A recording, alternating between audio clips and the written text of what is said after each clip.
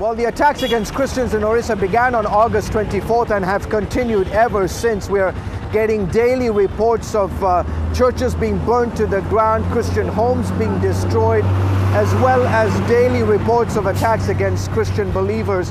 But why is this happening? Why is this taking place today here in India? Well, I had a chance to visit the epicenter in Kandhamal to get a closer look at the persecution of Christians. Here's my report.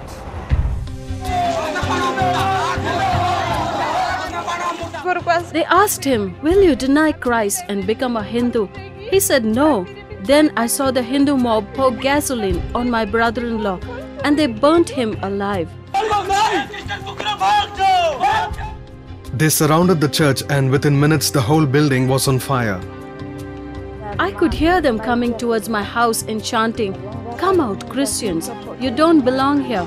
If your God is real, come out and face us." They broke into the house and started beating me. Then they dragged me out front and pulled out a sword. Another person had an axe in his hand. All I could do was grab my 3 children and run. We ran for our lives into the jungle. We spent nights hiding without food or water. In this remote eastern region of India, Hindu radicals are accused of a deliberate and systematic campaign to eradicate Christians from the land. Every single Christian denomination has been attacked. Our schools, our colleges, our orphanages, everything that Christians own, Christian home, Christian institution, Christian churches have been attacked. For more than a month now, Orissa has witnessed some of the worst persecution against Christians ever in India's history. Violence began a month ago when a Hindu leader was murdered here. Hindu fanatic groups held Christians responsible for it and went on a rampage, an allegation that's been denied by Christian leaders in the area. 4,000 Christian homes and some 400 churches were destroyed. Events in Orissa triggered violence against Christians in a number of other states. At the root of the conflict, say Christian leaders, are efforts by Hindu radicals to stop lower caste Hindus known as untouchables or Dalits from converting to Christianity. The Hindu mob wanted us to convert back to Hinduism. They told us that if we became Hindu and rejected Christianity, we could stay. Otherwise, they would burn our homes and we would have to leave the village. Dalits make up 1/5 of India's 1 billion plus population. They live on the margins of society and are often described by Hindus as less than human. Christian groups say lower caste Hindus convert willingly to escape the 3,000 years of discrimination under the caste system. So when we talk of what is happening to Dalit, it's a freedom movement. And what happens in a freedom movement? They're seeking any one way which will make them free. Christianity offers them one. Hallelujah!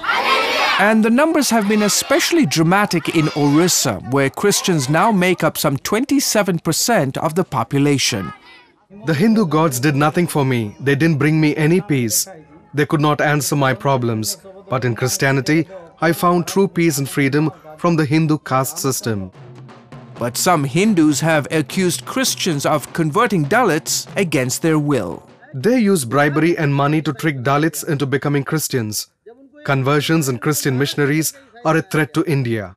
Prakash Sharma is one of the key leaders in Bajrang Dal, an influential extremist Hindu group that's suspected of spearheading the attacks against Christians. My message to Christians in India is stop your conversions. The violence in Orissa is a reaction by Hindus to these conversions.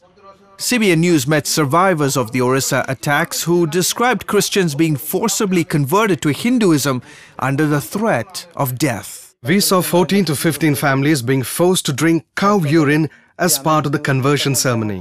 Then they had to sign a letter saying that they had become Hindus and would obey orders to attack Christians. The violence has left more than 50,000 Christians displaced. Most of them are crammed into relief camps like this one. Thousands are said to be missing or hiding in the jungles. And the situation for these Christians isn't getting much easier. There are reports that the Hindu radicals have made threats against them, saying that if they intend on coming back to their destroyed villages, they must renounce Christ. We will never do that.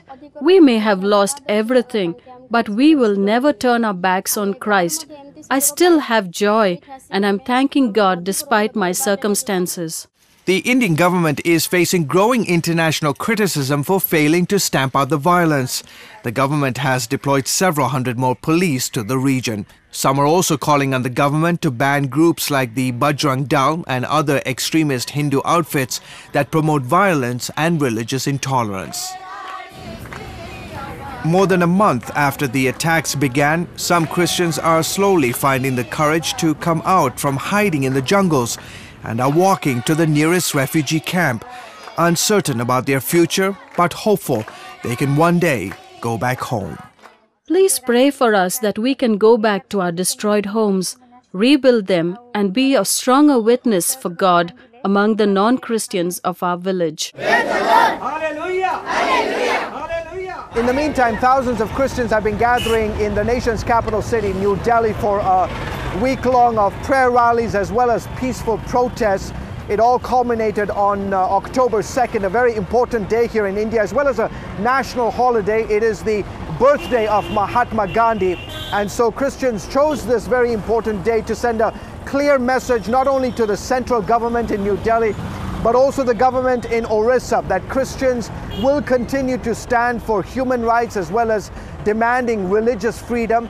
And the organizers of these peaceful protests say they will continue to hold these events until the persecution of Christians in Orissa comes to an end. We will continue to monitor the situation here in the weeks and months ahead. I am George Thomas for CBN News in India.